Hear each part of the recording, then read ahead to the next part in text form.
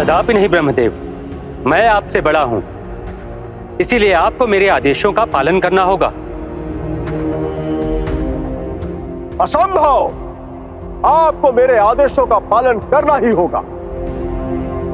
आपको यह मानना होगा कि मैं आपसे बड़ा हूं, आप मुझसे बड़े नहीं हैं। ब्रह्मदेव, मुझे विवश न करें, अन्यथा मुझे आप पर सुदर्शन चलाना होगा।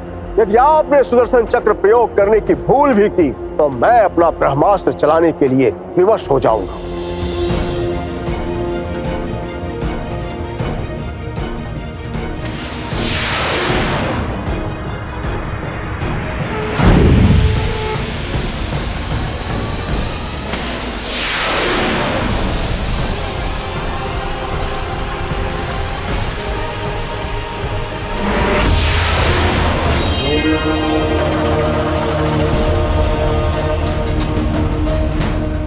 बंद कीजिए ये युद्ध।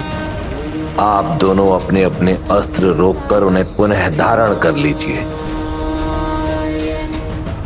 कौन है आप जो बिन बुलाए हमारे मध्य में आए हैं? रुद्र हूं मैं और आपकी समस्या का समाधान तत्काल ही कर सकता हूं। मैं कैसे विश्वास करूं कि आप उचित न्याय करेंगे? क्योंकि मैं किसी के साथ अन्याय नहीं करता और सदा सत्य के संग रहता हूं।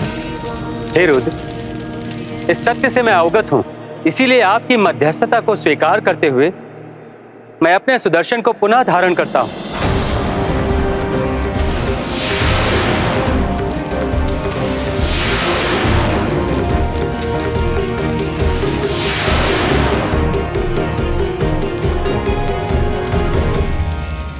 हे ब्रह्मदेव, अब आप भी अपना ब्रह्मास्त्र पुनः ग्रहण कर लीजिए ताकि सत्य समक्ष आ सके।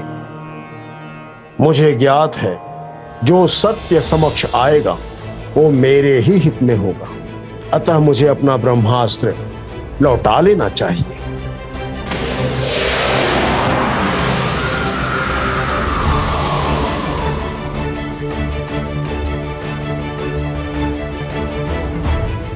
अब आप ही बताइए रुद्र, हम दोनों में से कौन बड़ा है आपकी दृष्टि में? इसका निर्णय तभी होगा जब आप दोनों मेरे इस अग्निलिंग के किसी भी एक और छोर को ज्ञात कर लेंगे।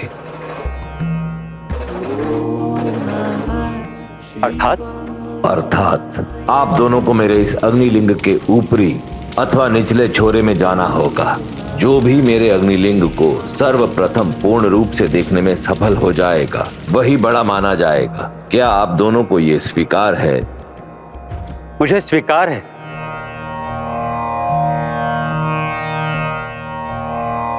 हे रुद्र, मुझे स्वीकार है। मैं अपने वाहन हंसराज पर बैठकर इस अग्निलिंग के उच्चतम छोर पर जाऊंगा। ब्रह्मदेव, आप अपनी इच्छा को पूर्ण कीजिए। मैं इस अग्निलिंग के निचले भाग की ओर जाता हूं।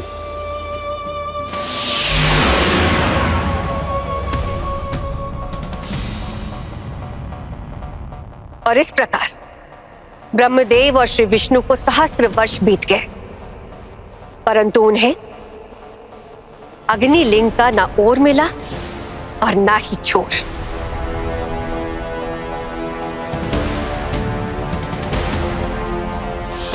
इस अग्निलिंग के नीचे यात्रा करते करते मुझे सहस्त्रों वर्ष बीत चुके हैं, किंतु अभी तक इस अग्निलिंग का निचला छोर ज्ञात नहीं हो सका। अवश्य ही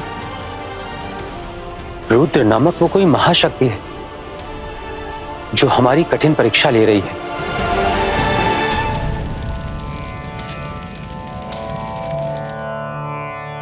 यह कैसा विचित्र अग्निलिंग है कि सहस्त्रों वर्ष बीत जाने के पश्चात भी मुझे अब तक इस अग्निलिंग का उच्चतम छोर प्राप्त नहीं हुआ है।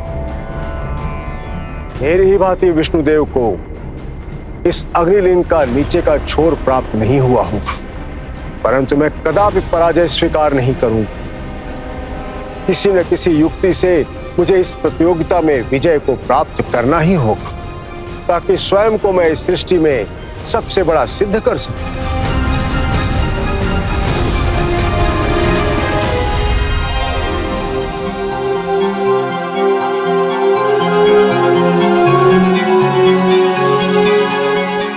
यह पुष्प तो उच्चतम आकाश से नीचे की ओर आ रहा है। कौन है?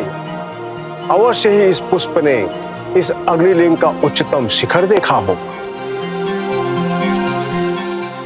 अब यह पुष्प ही मेरी सहायता कर सकता है। अतिशीघ्र मुझे इस पुष्प को अपने अधीन करना होगा।